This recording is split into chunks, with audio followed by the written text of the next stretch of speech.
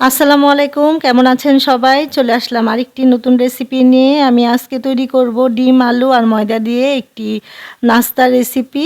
তো এটা সামনে যেহেতু রোজা, তো রোজার ইফতারের সময় আপনারা এটা ইফতারের টেবিলে এটা পরিবেশন করতে পারবেন। বাচ্চারা খুব পছন্দ করবে, বড়রাও পছন্দ করবে। আর খেতে কিন্তু ভীষণ মজা। তো আর বানাতেও সহজ, খুব কম উপকরণেই কিন্তু তৈরি হয়ে যায় এই নাস্তাটি। আর চাইলে অন্যান্য সময় কিন্তু বিকালের নাস্তাও তৈরি করতে পারেন। রেসিপিটি বানানোর জন্য প্রথমেই একটি বাটিতে আমি উঁচু করে হাফ কাপ ময়দা নিয়ে নিয়েছি এখানে। আর ময়দার সাথে আমি এখানে দিয়ে দিচ্ছি কর্নফ্লাওয়ার। এখানে আমি 2 টেবিল চামচ কর্নফ্লাওয়ার দিয়ে দিচ্ছি।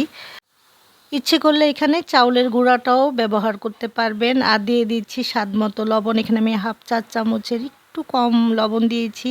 সাথে দিয়ে দিচ্ছি কোয়ার্টার চামচ হলুদের গুঁড়ো, হাফ চা চামচ মরিচের গুঁড়ো, আর চিলি ফ্লেক্স দিয়ে দিচ্ছি হাফ চা চামচের মতো।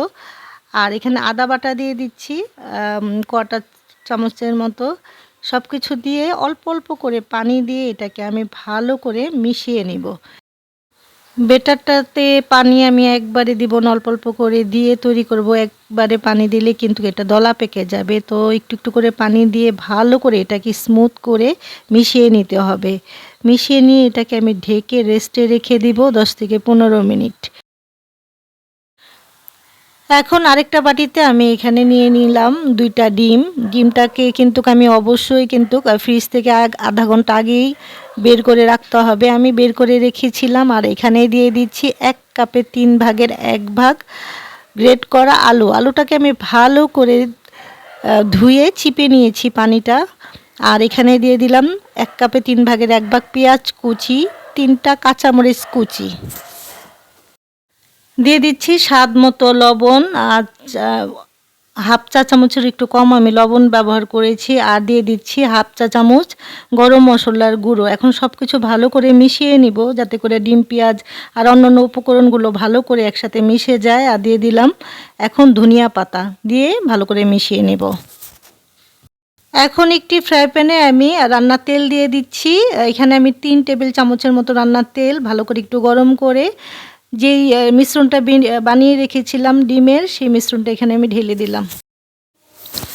আর এখন ডিমের মিশ্রণটি দিয়ে চামচের সাহায্যে একটু ছড়িয়ে ফোল্ড করে করে এটাকে আমি ভেজে নিব। আর আপনারা এটাকে কিন্তু অবশ্যই ছোট একটি ফ্রাই প্যানে ভাজবেন। আমি একটু বড় ফ্রাই প্যান দিয়ে দিয়েছি, তো এর জন্য একটু ছড়িয়ে গিয়েছে।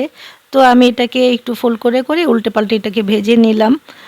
আর ভেজে এটাকে আমি এখন এই যে মাঝখান থেকে এটাকে কেটে নিব।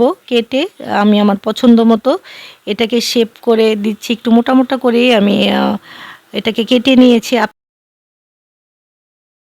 আর আপনারা আপনাদের পছন্দ মতো এটাকে কেটে নেবেন। একটুখানি চিকনও করতে পারেন, আবারও অন্য অন্য শেপও কেটে নিতে পারেন। তো আমি কেটে নিয়েছি। আরও যে বানিয়ে রাখা বেটারটা উপরে এখন আমি আমার পছন্দ মতো কিছুটা ধনিয়া পাতা দিয়ে দিলাম।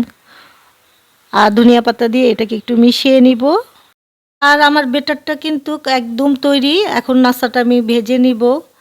তো ভেজে নেওয়ার জন্য পর্যাপ্ত পরিমাণে তেল দিয়ে দিলাম আমি। আর তেলটাকে ভালো করে একটু গরম করে মিডিয়াম টু লো আঁচে রেখে এটাকে এখন আমি ভেজে নিব। তো একটা ডিমের টুকরো আমি নিলাম আর এটাকে বেটারে ভালো করে কোট করে ভালো করে এখানে দিয়ে দিলাম ভেজে নেওয়ার জন্য এক এক করে। যে কয়েকটা এখানে ভাজা যাবে আমি ওই কয়েকটাই দিব, অতিরিক্ত দিব না। তো এই তো 4টা এখানে দিয়ে দিলাম। প্রথমেই একটু উল্টে পাল্টে এটাকে একটু লাল লাল করে একটু ভেজে নিব মুচমুচে করে। সারাদিন রোজা রাখার পরে শরীরে বাড়তি পুষ্টির জন্য কিন্তু ডিম খাওয়াটা দরকার আসলে, বিশেষ করে বাচ্চাদের, বয়স্কদের। তো বাচ্চারা তো ডিম খেতে চায় না। এইভাবে নাস্তাটা তৈরি করে দিলে ইফতারের টেবিলেতে দিতে পারবেন। আর চাইলে কিন্তু এটাকে রোজার পরেও বিকালে নাস্তাও তৈরি করে দিতে পারেন। তো সবগুলো আমি ভেজে নিয়েছি। আর আমার আজকের রেসিপিটি ভালো লাগলে অবশ্যই একটি লাইক করে দিবেন আর সাবস্ক্রাইব করবেন বেশি ভালো লাগলে। আর চলে আসবো আবারও আরেকটি রেসিপি নিয়ে। আজকের মতো বিদায়। আল্লাহ হাফেজ। আসসালামু আলাইকুম।